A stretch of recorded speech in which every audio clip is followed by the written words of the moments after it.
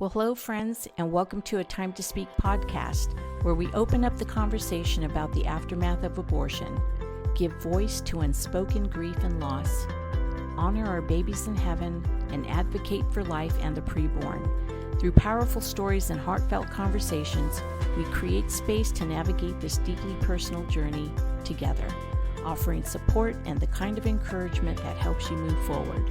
Each episode is a step towards hope as we walk alongside you, reminding you that you're loved and never alone.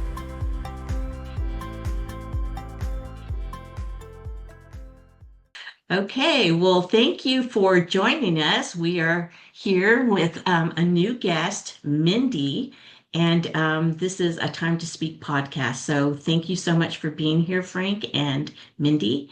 And we are looking forward to spending some time with you this morning, Mindy. Why don't you share a little bit about your story and how God turned things around and what you're doing now? Mm-hmm. Basically, I was a mess. There's some things in my childhood that just kind of spun me out of control and had me searching for love in all the wrong places. And um, when I got into high school, people were starting to sleep around, and that was the thing to do. Well, to be cool and accepted, I started doing those things, but it really wasn't doing anything for me but hurting me. Anyway, as time went on, I just started throwing myself into this lifestyle. I kind of felt like, well, if this is where it's at, maybe that's what I need to do. But then what happened was we had a party at my house. I had just gotten a new place. I had some roommates, and I was drunk and stoned out of my mind, and I passed out on the bathroom floor. My friends told me the next day that they found me because I had locked the doors. They unlocked the doors, and they just took me into my room and laid me on my bed, clothed and all, and just shut the door and left. And my friend who lives there said, I was up till 4 a.m. searching the house, making sure everybody's out, and then I locked the doors and went to bed. Well, when I woke up, it was bright. I could tell it was bright. Couldn't quite get my eyes open, but I had a heavy weight on me. And it was somebody I knew right in the middle of raping me. And I pushed him off, and I got up and I got my clothes on, and I ran into my friends' room screaming, crying, and they took me to the police station, which took me to the hospital. And that was just a nightmare right there. I mean, it was a nightmare enough to wake up that way, but it was the added to it, going through all of those tests and exams and things. But that sort of shifted my mindset into, gosh, I mean, who does this to somebody, like, if they're worth something? And anyway, I threw myself into this lifestyle full core, and I started running, and I ended up pregnant 3 times. Now, my mom was a nurse in a baby unit, a NICU, they call it NICU today, I guess. And in Denver, so the babies were really small. So I always knew what pregnancy was. It was before HIPAA, so I could go up there and visit the babies and see her anytime I wanted. And I knew what abortion was. I knew what pregnancy was. I knew what abortion was, but I was scared. I was scared that people, pregnancy is the obvious telltale sign that you've had sex before you're married, right? And I didn't have any value in myself, so I didn't have any value in my children, and so that happened 3 times. And I, somewhere in the midst of all that, my thinking shifted again to, well, who does this to their kids? What person of value does this to the kids? And I just kind of fell headlong into this lifestyle until I just got weary and tired. And my mom, my stepmom, and my dad, they were telling me about the Lord.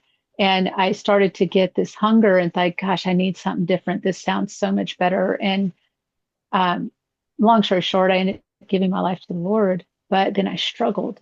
So I always tell people it took me a lot longer to heal over abortion than over rape. And there was other things in my life, other sexual issues when I was a kid that happened, and some other things. But those were the two really big things in my life. And when I got saved, I didn't know anything about the enemy. I didn't grow up in a Christian home. So I didn't know Christian culture. I didn't know Christian language. I didn't know what grace was. I didn't know what Right. weapons of warfare were. And I would lay in my bed at night and I'd hear, God can't love you because you killed his kids. And those Mm. people will never understand you. They're not like you. And I didn't get attacked over the rape. I got attacked over what I did to somebody, to my children. And I didn't know what to do with that. And so my MO was to run from things. And so I thought, well, that's easy. I'll just leave. If they're going to kick me out, if they're going to all reject me and God too, I'll just walk away, you know. So I did. I walked away and returned to the vomit of my life, literally. Um, I did that for about a year, but I was just miserable. Well, the difference was a salvation. I just didn't know that at the time. And again, I left, went to a different state, and felt like I wanted to get back to church. And my stepmom was like, well, guess what? There's a church like what you went to here. And so I went and I got into church, but I had a hard time breaking that lifestyle. I really did, because that was where I got acceptance. That was where love was. And that was what you did. But I knew it was wrong, right? I knew it didn't help me at all, but I had a hard time breaking that lifestyle. And so it would take years really in my faith of continuing to walk, falling down, backsliding, continuing to walk, falling down until um, the Lord actually, by his grace, brought me my husband. And that is kind of where things start to really turn around in terms of, okay, now what does living holy look like? And yet we had trouble because I brought all of that stuff into our marriage. And so we had a lot of trouble with that. And I had a lot of issues to work through with that. It was a really long process for me, but I didn't go through abortion healing. I went through abortion healing before we got married, but it was about 10 years after my abortion, my first abortion anyway. And it was great. It's the first time I was discipled was through Forgiven and Set Free. I didn't understand these things that this Bible study was teaching me about. It was amazing to me. And then, of course, I got married and I struggled, you know, for probably about 10 or 15 years until I actually started serving in this area. And that's when the Lord really started. And what I mean in this area is pro-life. I was serving in a pregnancy center. And that's when the Lord started to really kind of shape and hone some of these things that were bothering me. I didn't struggle. Let me just make something clear because I'm not sure if I'm telling this correctly. But while I was married, I didn't struggle with sex outside of marriage or anything like that. But I just struggled with who I was in Christ. I struggled with being whole in Christ. I struggled with what that walk looks like, you know, just putting that all together and just living that out for him. But yeah. Wow. Wow. I guess, You know, go ahead, Frank. I was just I made a note. You know, you were talking, Mindy, about the struggle after you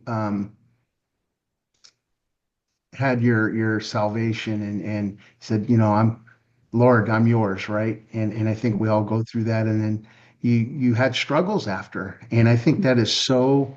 Um, I mean, that's how life is, right? And we still have the hurts and the experiences that we've had in the past. And this is such a great example of the grace and the patience and the love of God, because it's so easy for all of us to say, okay, I've made a decision. Lord, I want you in my life.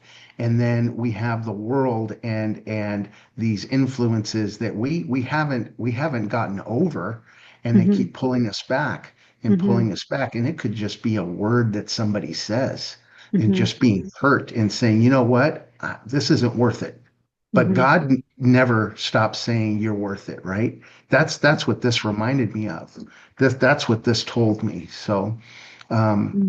I think you sharing this is really so important because so Yeah. many people go through the exact same thing. Maybe the Mm-hmm. details are different, but Mm-hmm. that's Yeah. really awesome, Mindy. It's really awesome. Thank you for sharing that. You're Yeah. welcome. You know, it's like I do try to tell the ladies that just because you struggle like that we serve. Just because you struggle after, like you're great now once we get done with this Bible study, but just because you struggle afterwards, sometime after, doesn't mean that it wasn't valid, doesn't Yeah. mean that it wasn't real, doesn't mean there's something wrong with you. And I think the perception for me, and I don't know that anybody said this to me when I got saved, but the perception was everything's good. And it wasn't. And in fact, that is part of my journey, is that I was going to church and everybody was okay. I mean, nobody Yeah. was talking about their struggles. And what I know now is that everybody has something they're struggling with. And a Yeah. lot of times it has to do with your identity in Christ directly, but sometimes it just has to do with things outside. And this church, they were wonderful. I was in Bible studies, I was in prayer groups, I was, doing all the things, but nobody nobody felt safe. I didn't know I could talk to anybody about these things. I thought I was the only one. And of course, I didn't understand that I had spiritual warfare going on, right? And I didn't know what my weapons were. I certainly didn't know how to use them.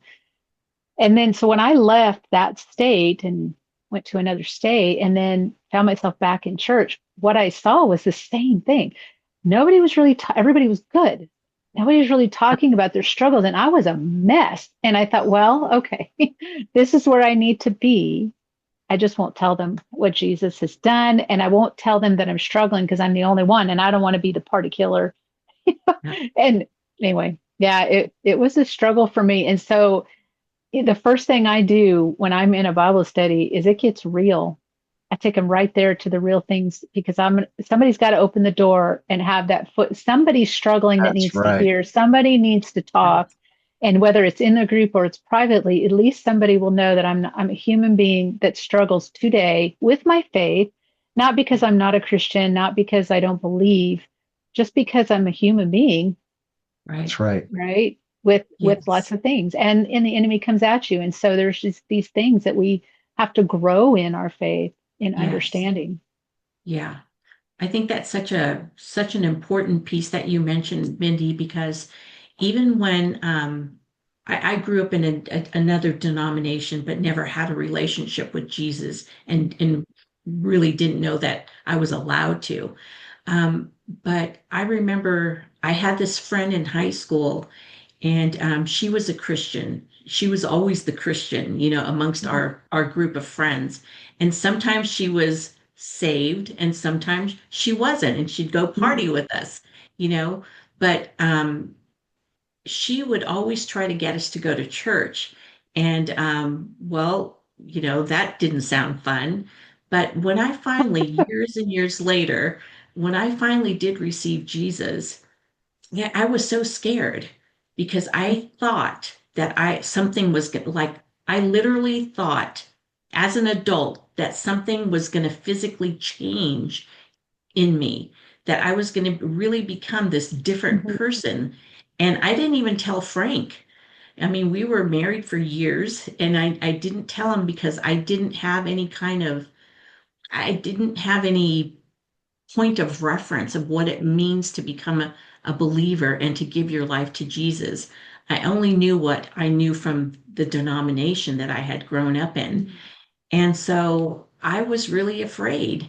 And I thought I was instantly going to become perfect too, somehow. And I think it's so important to point this out because I think a lot of us have misconceptions just because of how we grew up, where we grew up, what we saw at school, what we heard in school. We just don't have any kind of point of reference for any of that. But Mhm. Right. um, we know now, as we've matured and as we are maturing, that we do become a new creation. Our spirit does, and we're still working through that process of renewing our mind to who Mhm. God says we are, right? So Mhm. Right. just putting that out there in case any listeners feel like something crazy is going to happen to them. It will, and you do have these encounters, but even if you don't have some, encounter that is so I don't know, supernatural, that something does still happen. You don't have to Mhm. I don't know, help me out here. I'm trying to It's struggle like with it doesn't necessarily have to be some tangible thing like, oh, I Mhm. saw this right. happen, so therefore Yeah, that's something proof to me. Right. I Yeah, guess I'm just wanting to throw that out there because I literally thought something weird was going to happen to Hmm. me, kind of Hmm. in a good way, but I was still scared. Hmm. So but you know I what, I think Paula, can. this, that's go go ahead, ahead. Mindy. Go Well, ahead, I was Mindy. just gonna say, I remember, after I got to that second church in that other state, meeting a gal who, sold drugs in the local park, and she was telling me her testimony, and she's like, "Yeah, when I got saved, God took away everything, just like that." And I was like, "Well, hmm." And so I began to compare, Ah, what's that wrong didn't with happen me to that I me. still have Yeah, all this stuff, I mean, exactly. he didn't take away anything like that, Yes. Right. Anyway, but Right. Yeah. I know now that she had struggles, but those big things for her, for whatever reason, just became a closed door, and she Yes. was able to turn her life to God. But I know she still had Yes. struggle because we all do. It's just part of Sure. Yes. existence. Yes, yeah. Well, all of our experiences are different, and I guess as believers now we can look back and think that that's funny, but really I guess it's important to acknowledge that some people Hmm. really have no idea, like me back then, or like Hmm. you, Mindy, where you thought like, hey, how come I'm walking into this church and I'm not perfect like all these people are? Hmm. We're not. Yeah. We do struggle with some things, and Yeah, we're all just this work in process, yeah. so, and that's And okay. that's why it's so important for, Mindy, you mentioned about getting in a group and saying when it starts getting real, just acknowledging that and say, hey guys, this is normal. This is Hmm. this is this is our life here on this earth. Hmm. But if we put our trust and our faith in God, regardless of what comes at us, we've got a Father that loves us and that has already paid the price for everything for us. And if we can Hmm. walk in that peace, then all of these other things, it's like a pastor we had in Denver saying, this is temporary. It's temporary. It will pass. And we just have to keep our eye on God and our Hmm. relationship with Him. And that sometimes you can be in this big room and nobody's saying anything because they don't want to be the one to say anything. And they're Hmm. all struggling, like you said, going into a church, Hmm. and everyone looks like they're doing great. Nobody's Yeah, talking about anything. And right. it's so important, for people like you, to have the courage to say, well, this is what's happened to me, or this is what my experience is. This is my testimony. So people can feel safe to say, wow, Hmm. me too. Exactly. And it just Yes. starts the conversation, and that's where the healing begins. And that's Yeah. awesome. Yeah. Yes. Yes. I was recently in a group. I'm still in this group. It's a temporary group, 12-week group, but um, and we're all in there to learn how to be disciples. Is kind of what it is. Our church is putting it on, and I'm not leading it. I'm just a participant. But we had to each share stories in the very, very beginning, one of the first 2 weeks. And of course, I shared my story. I wasn't going to hold back. I know people. Hmm. I know there's probably people in this group that have been touched by abortion that won't say anything yet, and if they are not, they know somebody and they may not know it yet. So Right. Yeah. I told my story, and every group I come back because I talk about the things that are going on just today too, not necessarily my past, but today. I have my own issues. The Lord is dealing me with some identity issues today. Where I'm placing my identity and who I'm actually making gods in my life over Him.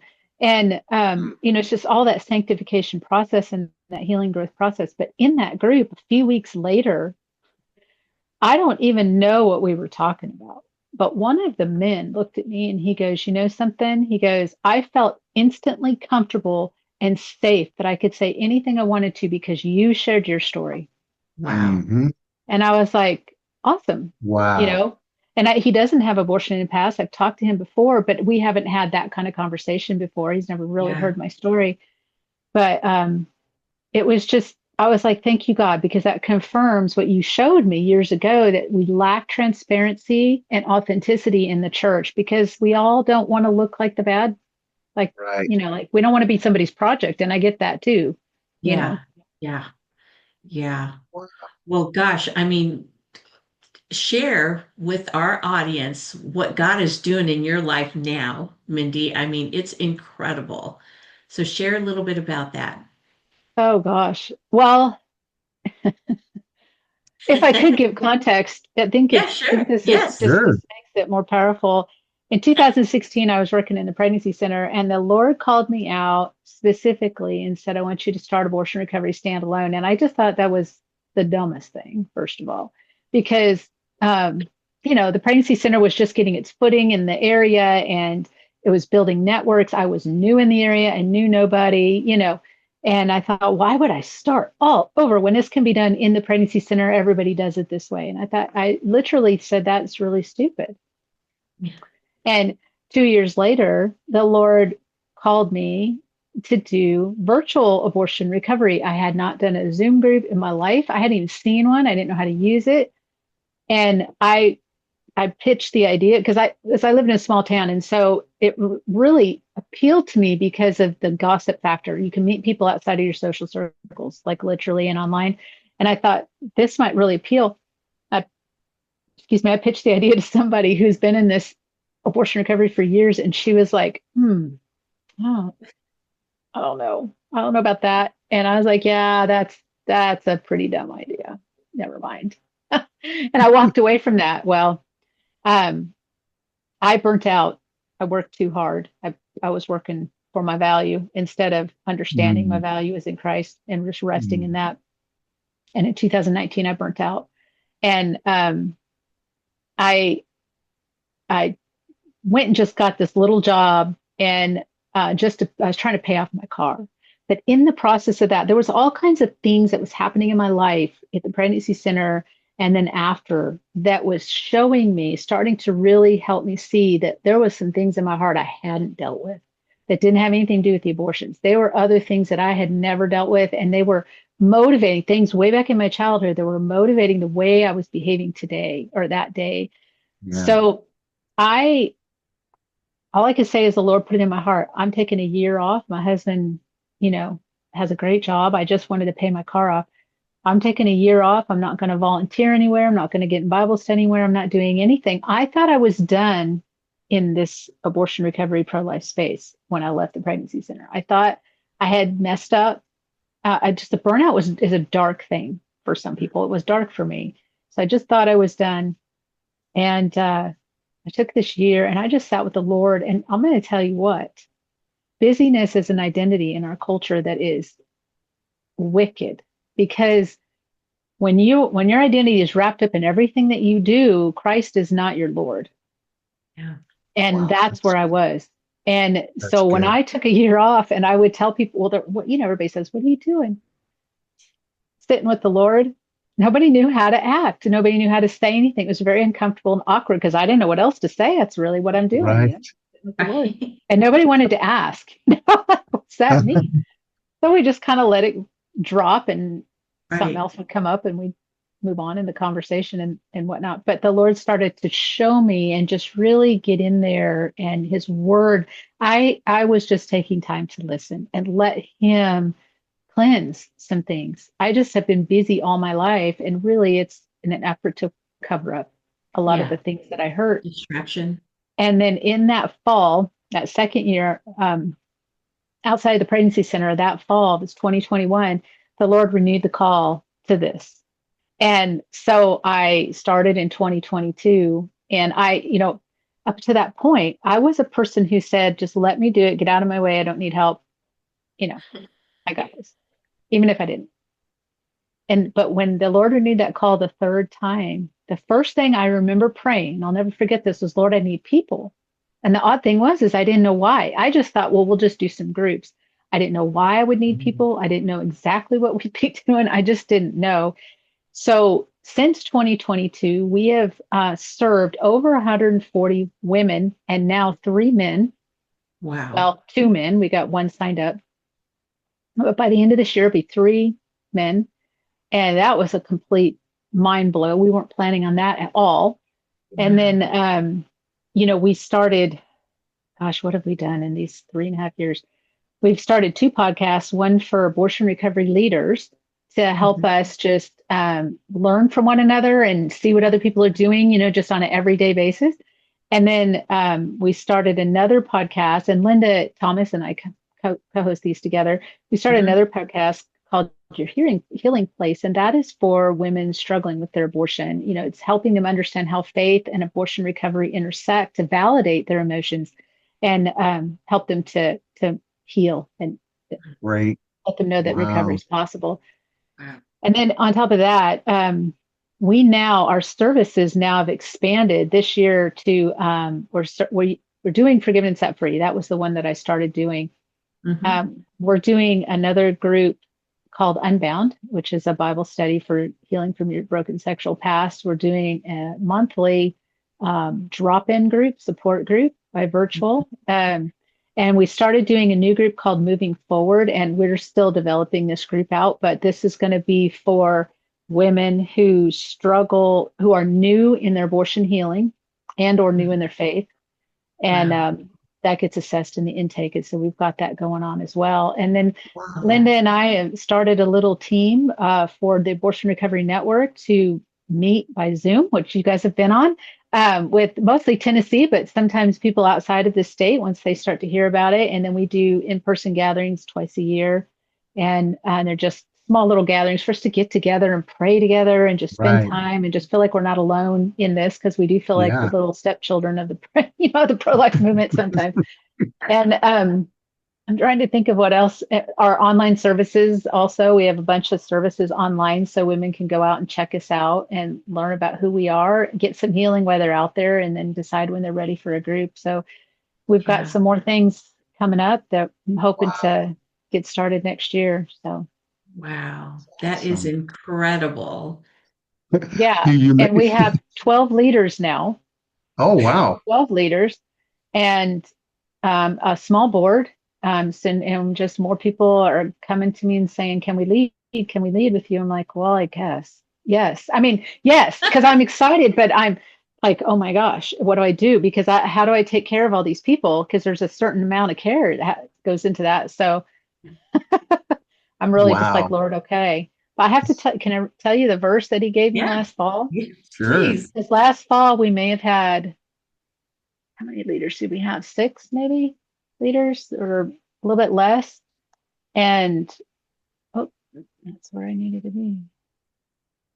He spoke to me this: enlarge the place of your tent and let them stretch out the curtains of your dwellings. Do not spare, lengthen your cords and strengthen your stakes. And I knew what he was speaking. This is Isaiah 54:2. I knew when he spoke this to me that he was talking about the ministry and to let them, meaning other people, stretch out the curtains. Yeah. Enlarge the tent, meaning gather, so you can gather more people in, Yeah. and of course, lengthen the cords and strengthen the stakes has to do with the foundations and the business side, and that part of Right. it. But and it says, do not spare. And I knew what God was saying. He's like, what I'm going to put into your mind, do, go, run. Yeah. It's the season Yes. to run. Don't be afraid. Don't hold back. And yet I'm holding back almost out of fear for my own self. Like, I don't know how to do. So, Right. but it's still exciting. Still Oh, exciting. yeah. Wow. That's incredible, Mindy. What were you going to say there, Frank? I was just when you mentioned, about um, some of the getting some traction or some response from men. Obviously, that's something that's really, um, on my heart. And I don't know. You said it was just such like wow, and we've got 2 men and a third one signed up. So that just confirms to me how much that is so needed, Yeah, and because absolutely. there's so many men out there that are Mhm. carrying the same weight, Mhm. carrying that with them and don't have anywhere to go or don't think that there's anywhere to go or anyone to talk to Mhm. about it. So Mhm. um, I'd love to hear a little bit about, so you can share with the audience, people listening, about the men's program and how that works and how you've seen that kind of begin. I think that's really, really compelling. Yeah. Honestly, it was dropped in our laps, thrust upon us right in July timeframe, and it was all men referred to us, so they didn't find us on the website. That's kind of our website is a little more feminine touch, so I'm Right. I have resources out there, but trying to get their attention to it. again, it was just thrust on us. I mean, I have talked to people about men's groups on my podcast and what men are looking for and all this stuff. And it still seems like this thing that I can't comprehend because I'm female and I've never felt like God wanted me to lead men's groups, even though I know women have been called to do that, until men Mhm. raised up, somebody has to lead the group. But I Sure. never felt that God wanted me to do that.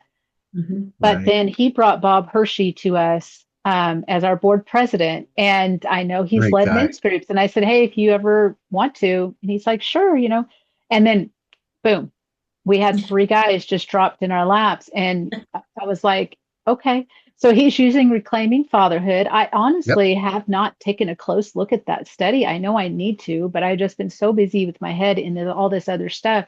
But I Yeah. trust it. It comes from CareNet. I know Jill, Yep. I worked with Yep. her on the Forgiveness Set Free project. So I have a high trust value in that Yes. organization and in those Right. people that, Absolutely. Right. and I trust Bob. So I'm just like, go for it. So it's a 8 week program, and you're studying the Bible, and I'm and reading this book, that has Bible study questions in it, and so that's what that's about. And Yeah. you So actually, that's Frank, are going to get ready to go through training for that, right? well, actually, I've gone through Reclaiming Fatherhood. Bob um, connected me with a gentleman that he took through Reclaiming Fatherhood. His name's Jim Okay. Williams. He's out in Okay. Ohio area, and we went through that study. He took me through that study. So um, I just it was pretty amazing because now it was a one-on-one, and it was just two dudes talking, Mm-hmm. and I felt very comfortable. Mm-hmm. Um, but the key is that it was really talking about our identity in Christ, Okay. and getting rid of what we think about ourselves Mm-hmm. and what we think other people think about ourselves, and just focusing on what does God have to say about all that. And it's incredible. And I 100% believe in that program, and I'm so happy to hear that. That's what's being implemented. Bob Hershey's a great, great guy. Uh, I think men are looking to talk to people where they feel safe and they Mm-hmm. feel like they can kind of let the curtain down a little bit and say, hey, this Mm-hmm. is what's going on with me, and Yeah. not feel like they're going to be, like, oh, dude, come on, really? Right. Right. You know, suck it up, buttercup, the old, Yeah. the guys stuff. Yeah. Um, and I think that's really important because, we're human beings. We're different than women, Mm-hmm. but we're Mm-hmm. still humans and we have feelings and hurts and all those things. So I Yeah. Yeah. think connecting with people that you can find common ground with, and it's the same thing that you mentioned when, going into a church and seeing everybody looks like they're doing great. But how come I'm the only one? It's the Mm-hmm. same thing. It's having Yeah. the courage to say, look, this is my testimony, this is what I've been through, and this is what has done in my life. And that just starts the process. And I'm just excited for more and more men to be able to find that Mm-hmm. avenue and that healing and having that relationship with God so that they Mm-hmm. know they can have the same. Yeah. That's I really I good. so agree. I think personally that if we can get the men on board, then we have Mhm. an army to fight with. Yeah, It's not that women aren't warriors, but we aren't warriors like men are. It's different. it's And different. we see that in all facets of our sexes and in our lives, the Mhm. strength and the power God has given to men in a way that he hasn't given to women. And we don't have a man's voice leading the charge so much in pro-life that we need. We have men involved, but we don't have quantity where they are, pushing forward with this and making Right. efforts of real change and Yeah. getting the gospel out and sharing the truth. When we can give our voices back to those of us who've been wounded by abortion, there's no stopping us because we have the power of truth in our words. Yeah. Exactly right. The power of truth, the power of our testimony. Nobody can say, well, that's not real. Yes, it is. That's my life. And Mhm. that's what moves people and motivates people and builds people up to say, gosh, I'm going to step up and I'm going to say something too, because look what they just did. it just gives people confidence. Yeah, Yeah. it does.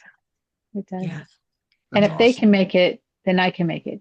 Because, Right. when we're on these groups, we have a pilot group right now, like I said, called Moving Forward. And we have these beautiful women on there that are really raw in their healing. And we're all in different they are all in different places in their healing. Obviously, myself and Ginger, the lead, are, well into our healing journey. But for them to be able to see that a next step is possible in one of the other women is so encouraging, Yeah. and I know that is not what heals us, but that there's a motivator there that helps Yeah. us to take a step when we see that somebody's gone the distance. Okay, well, then maybe I can go too, Yes. Right. and Yeah. these people are there to take me through. Oh, and we're not going to do it just by looking at me. We're going to look at who Jesus is, because that's what really matters. That's where Right. my hope is. Yeah. That's awesome. Yes. Wow. So good. Gosh. I think everything is, I mean, I keep hearing more and more about men, and I just really believe that this is just ready to come to the surface. And I've been hearing more and more about men's organizations, and so it's really, really encouraging. And Mhm. yeah, I think the more men that speak out, the more men will come forward, I knowing agree. that, they're not, you know, they do have a voice and it's important to hear. And, just the whole story of fatherhood and being who God made each of us to be is Mhm. just so important. But so, Mindy, we have this beautiful painting right behind us. Mhm. And that was inspired by your beautiful words to your children. And why don't you share a little bit about that? What was the motivating factor for you to say, yes, that sounds like something I want to participate in the tribute project? Well, honestly, I think I met you or heard about you at the Art Coalition. I think you came and talked about what you do. And I think I reached out and said, "Hey, you got to come on our podcast and you got to talk about this with the other leaders around the nation, who listen." And then through that, I thought, well, if I'm going to share, maybe I ought to find out what it is to be a participant of this, to receive what you're doing. And that was really the motivator behind what I did, because art doesn't necessarily move me like it does others. I love art to some degree. It's so subjective. And that was Yeah, my fear, is, what if I get this thing back? What if I just hate it? I mean, I'll be honest, because it's just not everybody likes the same art. My friend is a Sure. really good artist, and actually I have two friends that are really good artists. And the three of us were actually in an art store in our local community. And it was a artist's like gallery store. So there's a lot of pictures up there for sale and paintings and stuff. And she goes, there's this painting that I want. I just love it. And we went in there and she showed it to me, and I looked at her and I was like, you paint way better than that. And she's like, oh, but I love this. I'm like, "Oh, you buy it." Okay. But you could do a way better job than what's done on that. Anyway, so it's so subjective, and right. it's so personal, right? Especially to the Yeah. artist that I want it to be true. So when I got it, I was like, Mark, you got to be here. So my husband would have raised all these boys. He knows my story. He's super supportive, and I'm like, let's open this together. And he's like, okay. So we opened it, and I looked at it, and I had to sit there and process it for a minute, just everything that's on the page, and then it hit me. I had gone through Forgiven and Set Free in the late 90s. I had gone again through Surrendering the Secret in the mid to the 15s. What do you call that? The tens, the mid tens. And Mhm. in that one, they said, go get flowers that represent each of your children I don't remember doing a memorial, but for something. So I went and I took my daughter with me, and I got these big, huge flowers, and they were like stalks, like, the fake flowers. They were stalks like about a half inch to an inch thick, those really big, big ones. Yeah. And they were white. And we got one that represented her and three that represented the boys. And I had them on my desk for a long, long time at the pregnancy center. And then when I came home, I'm like, I don't have any room for these because my place is really small. And so I got rid of them. And I always kind of regretted that. I'm not super sentimental, but I thought, those were meant to represent my children. I had been to a deeper still retreat, so I had little bears too, all this stuff. Well, then I opened it up and there was 3 white flowers. And I thought, you didn't know. You had no idea about the flowers. And it's like God gave me my flowers back in a more Wow. concise way, that Wow. doesn't take up a lot of space. I just thought it was really sweet. So Oh touching. my That's so cool. Yeah. That's really cool, Mindy. Yeah. Wow. That's awesome. Love that. Gosh. Yeah, I think that it's such a privilege, number one, to actually receive a letter and to read something that's really coming from the heart. And it's just such a beautiful process. And I'm so happy that it spoke to you in that way. And well, the Holy Spirit is my, Mm-hmm.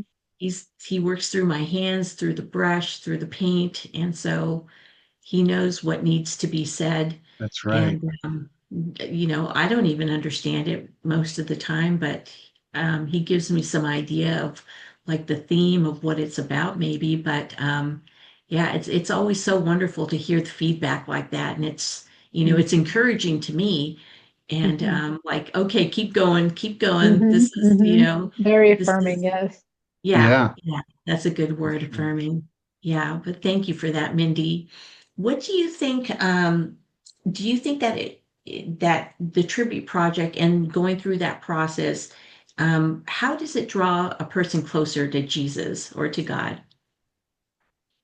Well, for me, I can only speak from my experience, and Sure. it's simply that, God replaced something that represented my children, which I Uh, don't have much representation of them because, mhm. we don't, it's not like we have physical reminders of them unless Right. I actually do something.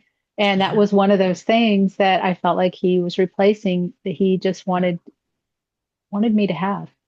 Wow. Yeah. Wow. And so it just That's endears awesome. my heart to the Lord more that he cares about the little things that I Yeah. think might be insignificant, and he Mhm. just, it's just like a dad giving their daughter, a flower just to say, I love Oh, you.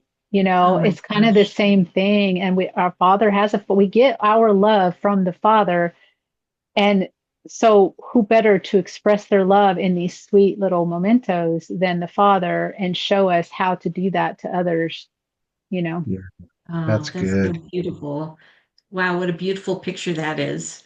Mhm. It sure is. Yeah. Yeah, it was like he handed me a little bouquet Yeah, that's so Yeah. cool. forever. So cool. Yeah. Mindy looks up because she has her framed print right above her in her So, office there. yeah, I keep looking at it. That's right. Uh, I forget we're recording this part. So, Right, right, right. Let's see. I want to ask one more question, unless you have anything else you'd like to share, Mindy. no, go ahead. Okay. Do you have any questions, Frank? no, no, I'm good. Go ahead, Polly. I think that was such a powerful testimony. I didn't know your full testimony, Mindy. And so thank you so much for being so brave to share that. I know you've Yes. shared it many times, and I don't know if it gets easier, something like that. But I think we talked about it one time before, not in the same context, but I remember working with a woman, and it was the first time I heard a testimony about how their pregnancy came about in such a violent way. And immediately I thought, oh, okay, yes, then yes, you were justified. And in that split second, it was almost like I woke up and it was like, wow. We talked about this a little bit at another time. I'm not sure when, but how God is just still continuing to renew our mind and undo those lies that we grew up Mhm. believing that, Mhm. oh, well, in this particular instance, it's justified, but Mhm. it's not. And the more we're learning, no, life begins at conception. God Mhm. knew us before, you know, and I think that's so powerful to point out because I think even some people that are in the pro-life movement and they're still new, maybe they don't quite understand like why is that still not okay, even though it was so horrific. So do you mind sharing a little bit about that? I'd love to, because when I came into the pregnancy center, I knew abortion was wrong in every instance, but I Hmm. couldn't explain why. Like, I knew it was mostly about convenience, but I couldn't explain why it was wrong in the cases of rape or incest or a poor fetal diagnosis, which wasn't as prevalent when I came in to the pregnancy center as it is now. Yeah. But actually, I wish I could remember his name, Mark. He's a speaker. He's a pro-life speaker for pregnancy centers all over. But he does a really good talk on this. With rape, there are not just one, we know that the woman is a victim and we know that the man is the perpetrator. And out of those two, we know that the man should be punished, right? Mhm. But when the woman gets pregnant, there's a third person involved, and the Oh, yeah. baby is not a victim. I mean, the baby is not the perpetrator. He is not at fault. And yet we say abortion, kill the baby. So the baby gets punished for the father's sin. And the Right. baby gets hurt deeply because it's not it being torn from limb to limb or being, you know, all your nutrients through how the abortion pill works being restricted from you that you need to grow is not a pleasant process. Right. So the baby doesn't need to be punished for the father. And more times than not, when women have their children out of rape, there is a healing process that comes from that versus then now we've got trauma on trauma. Rape is Mm. trauma, 100%. I can tell you that. I did not get pregnant from it, but I know, I remember. But so is abortion. Abortion is also trauma. It's disrupting the natural process that God has put in place for children for us to thrive as human beings, as a human race Right. all together. And trauma does not heal trauma. It doesn't. And we have a girl right now that's struggling with this. And she's now trying to undo two things, you know, and whenever we have trauma, whenever we have any kind of serious thing happen to us that mixes up our emotions and changes our wiring and just completely hits us head on, you know, in the face emotionally, there's a lot of confusion behind that. And now she has two things she's got to undo and work through and on top of each other. I can't even imagine. So, no, um, adoption is a beautiful plan. And unfortunately, adoption has been sold as giving up a child versus making an adoption plan. And that is the thing that we need a lot of education behind is that Yeah. adoption is a beautiful and courageous choice for women and men who can't have children who want to adopt. Right. And the mothers today have so much power in who adopts their children, how Right. that relationship Yeah. continues, you know, how much she can know that child. And Right. so it's not a giving up. Right. It's a beautiful partnership of saying, you know what, I'm pregnant. I don't think I can raise this child for whatever those reasons are, but I know you can. Let me give this child an option to live and be Right. productive and have a great life. Is it Yeah. is adoption guaranteed to be a great life? No life in this earth, as I've heard that argument too, is guaranteed to be a great. We live in a world filled with trouble. In this world, we will have tribulation, but be Yeah. of good Yep. cheer. I've overcome the world. And so the hope is that everyone can come to know Jesus Christ. Um, Yeah. in the cases of medical or the case of the mother's life, I guess that would be better. The mother's life is going to be taken. This always makes me very, very sad because I think what we're doing is abortion is always overstepping God's authority on life and his ability to do something great. Yeah. And Mm. when they use that argument in a mother's life, they're talking about ectopic pregnancy half the time. But there is no ectopic pregnancy that can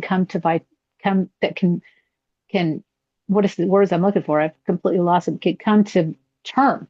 Like every ectopic pregnancy will kill the baby and will kill the child. There is no around that. There's no percentage around that of possibility of being successful.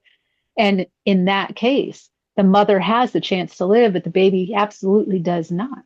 And so the doctor has that oath that he's taken to save life. And in this instance, he's not going to let them both die. He's going to save the life of the mother because her life can be saved through ectopic pregnancy removal or whatever that's called. I'm sorry, I don't know my medical terminology there. And so when we talk about other things like poor fetal diagnosis, and incest is and akin to rape, it's traumatic and it's awful. And these children need support and care. They don't need abortion on top of that when they don't have a clue or understand what abortion is. They don't know what pregnancy is either, but it's more natural and it's more easily explained. And there is more healing done when they can carry that baby to term than if they force that child to have an abortion.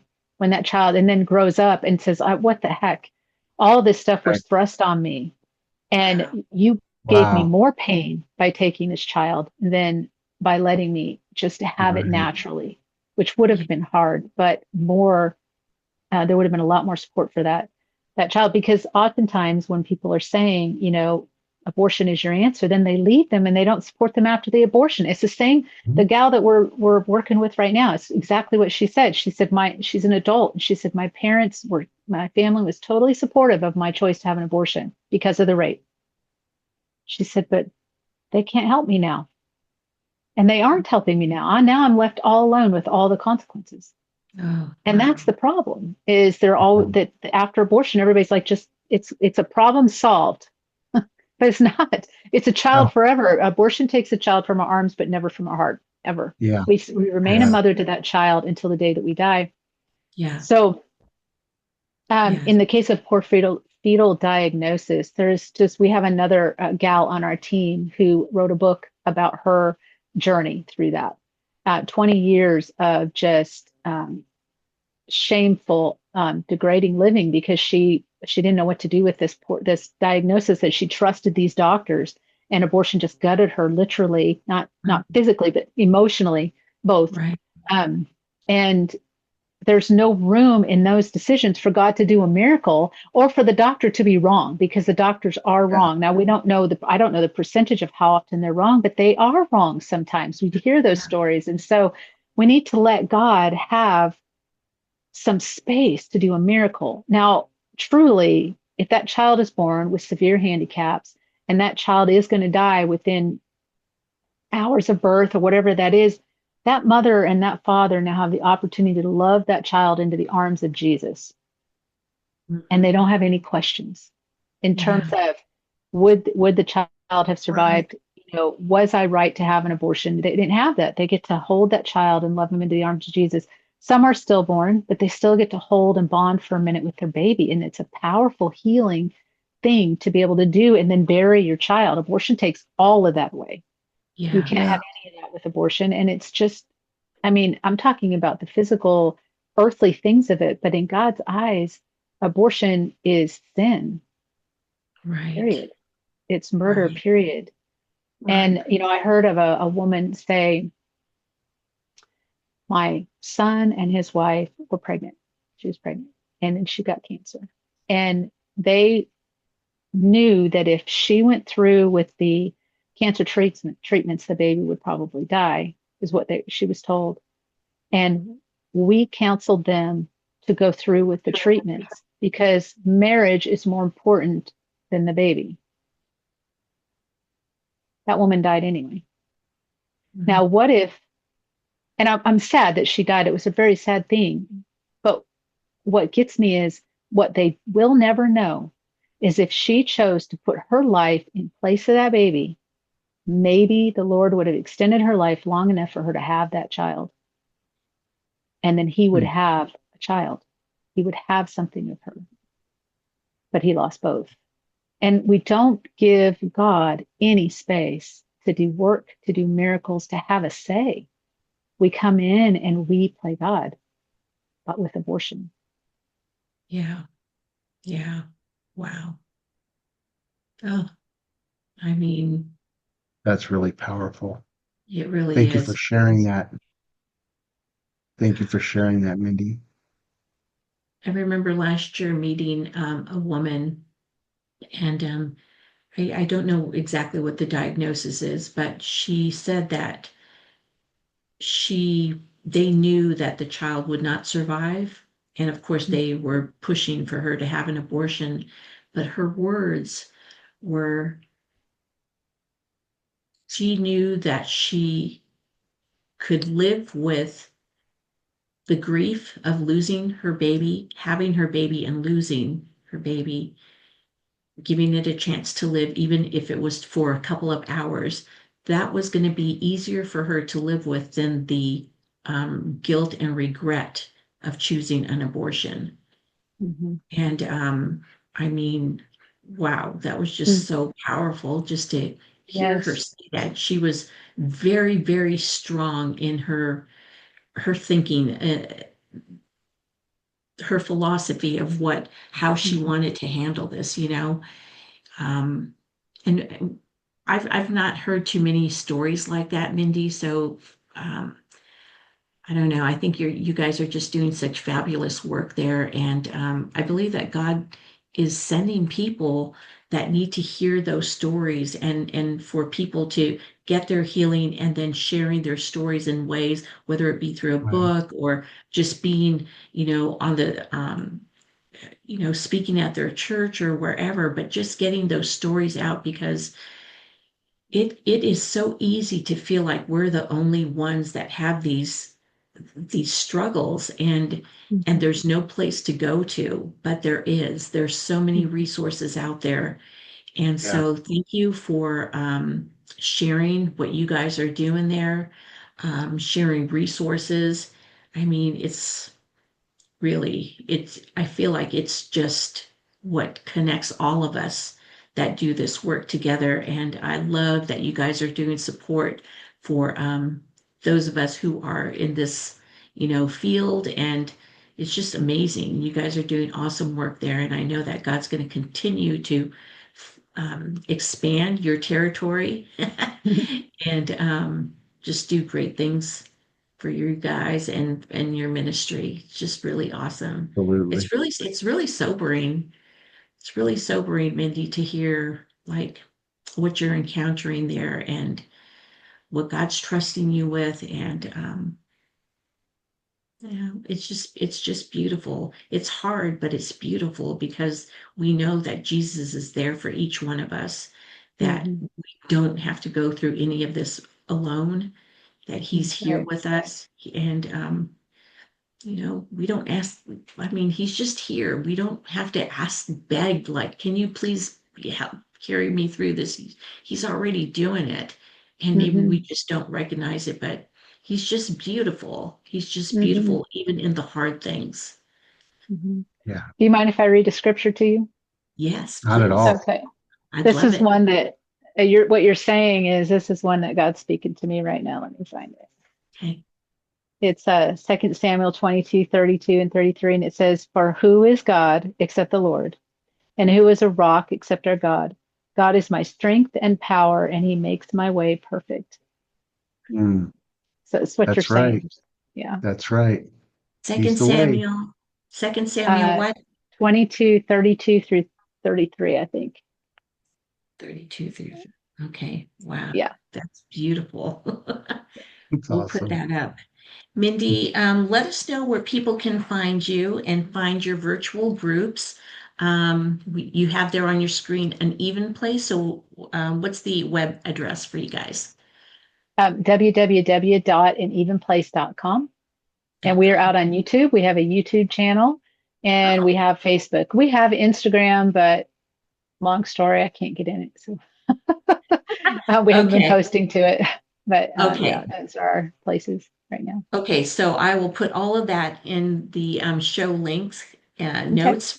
And so for YouTube, they would just go to an even place. That's your YouTube channel. Good question. You might have to cut some of this out. Let me see if I can find it. Wow. All right, here it is. It is actually at an even place underscore freedom. Hmm. Okay. Got it. Okay. we will put that in the show notes. And if anybody out there is currently in that place where something traumatic, like what's happened to Mindy in her past, reach out to Mindy. There are women that can help you. And we will put all the links in the notes, and you can get in touch with Mindy and her team, and they will be a blessing to you. So Absolutely. Thank you for joining us, Mindy. Thank you for your transparency, and wow, very powerful testimony. Thank you so Yes. much for sharing with us and with our Yeah. audience. Well, Thank thank you you, for Mindy. having me.